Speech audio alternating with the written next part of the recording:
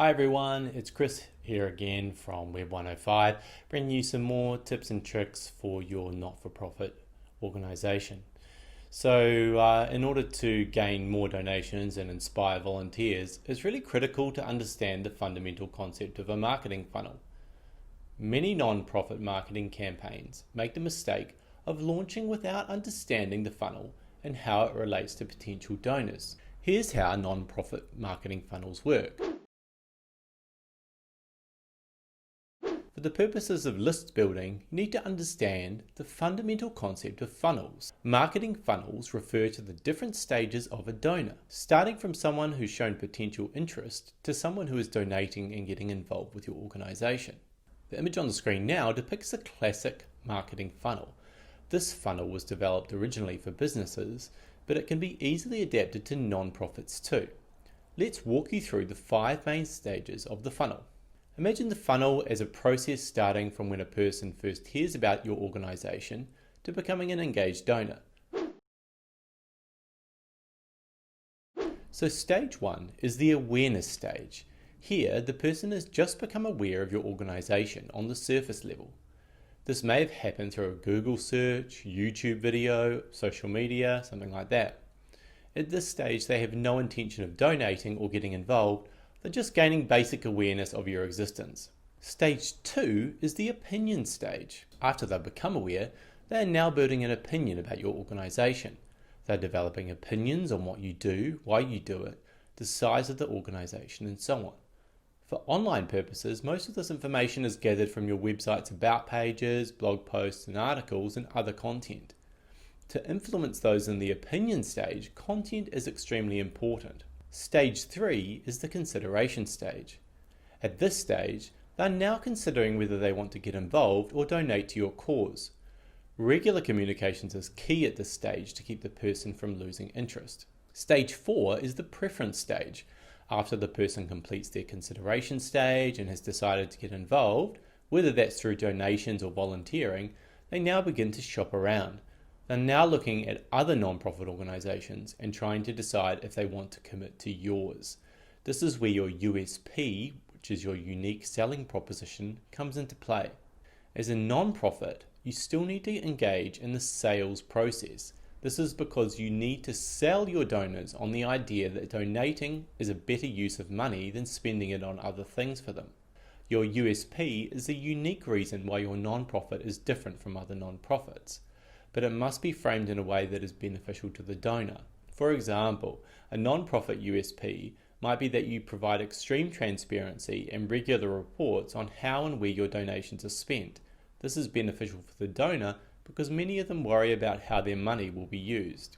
However, saying that your cause or mission is more important than other non-profits because of X or Y statistic, how many people it affects, etc., is not a USP. It is not unique because every NFP can say the same, therefore not a USP. You need to think deeply about how to frame your USP to those in the preference stage. It will determine whether they become a donor for your organization or someone else's. Stage 5 is the purchase stage. We would rename this stage the donation stage for the purposes of non-profits. This is the final stage by which they donate or volunteer for your organization. It's important to continue to maintain regular communication and remind people in this stage why they should stay with your NFP. This stage is where you focus on donor retention. Let's say you have 100 people visiting your website who have never heard of you before. Here's how they travel through the funnel. And just note that the numbers are arbitrary, they're just guidelines to outline this example. So stage 1 is awareness. Let's say there's 100 people and all 100 people start on the awareness stage. They hear about you one way or the other and decide to find out more. But out of the 100, only 80 decide to find out more. The stage 2 is the opinion stage where you have this 80 people. We only have 80 people left out of the original 100, and these people are now trying to form an opinion about your organization. They'll read and view the content on your website and form an opinion based on what you tell them. Of course, this is why you need to have updated and engaging content on your website to influence people in the opinion stage. Stage 3, the consideration stage, and of the 80, only 30 decide to form an opinion. The other 50 found it too much effort or weren't engaged effectively. They decide to do something else with their time and money. There's a huge drop in the total audience here because this is what happens in the real world. People won't tolerate boredom, they'd rather do other things. They usually don't want to expend too much effort to do anything. That's why only 30 are left in the consideration stage. These 30 people will now leave your website and go about their daily lives. If you have not managed to establish some form of communication channel, such as email, social media, etc. at this point, you will lose all 30 people. This is because almost nobody will come back to your website out of their own accord. They must be prompted and reminded through communication from you. And without an email address or social media connection, this is just impossible to do. In stage 4, with the preference stage, out of the 30 in the consideration stage, if you've maintained regular communication with these people and got them to come back, 10 are going to enter the preference stage. The other 20 have dropped out because they didn't feel a strong enough need to continue. And they either weren't engaged enough or didn't feel connected to your cause. This stage is where your USP needs to convince people to contribute to your cause and not others. You're competing for the limited resources of the person against other non-profits who are all vying for the same donation money. And that's why you need to convince people to commit to your non-profit. It's important to note that people may search around on Google or ask friends and colleagues to look for potential competitors. When they do this, they enter the funnel of another NFP, starting again from stage 1 all the way to stage 5. Conversely, it also means that you can capture people from other NFP's funnels as they shop around.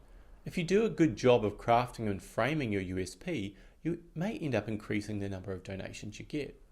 With stage 5, the donor, out of the 10 in the preference stage, only 1 to 2 will become donors or volunteers. Well, why are there so few people left? There's a few possible reasons for this. Firstly, they weren't convinced of your USP and reasons on why they should contribute. You'll need to hone your copywriting and marketing skills in order to achieve this. Secondly, they could have got interrupted by something while they were making the decision. This is why it's so important to maintain that regular communication. It's easy to get distracted, especially online, so you need a way to bring your attention back to your organization. Maybe it was that they got cold feet at the last moment. People generally don't like to engage in things that change their lives. They like to maintain the status quo. Number 4 is maybe they just have financial constraints. For the first 2 points, you can take action to make a difference, but with reasons 3 and 4, there isn't much you can do about it. Well, that's all for this video. This is part 1 of 2. If you'd like to view part 2, click on the link in the description below, and you can continue to learn about marketing funnels for not-for-profits. If you like this video, please click the thumbs up. If you didn't like this video, click the thumbs down. And as always, if you'd like to help support us and get notified of new videos like this, click the bell icon in the corner to subscribe. Thanks very much for watching.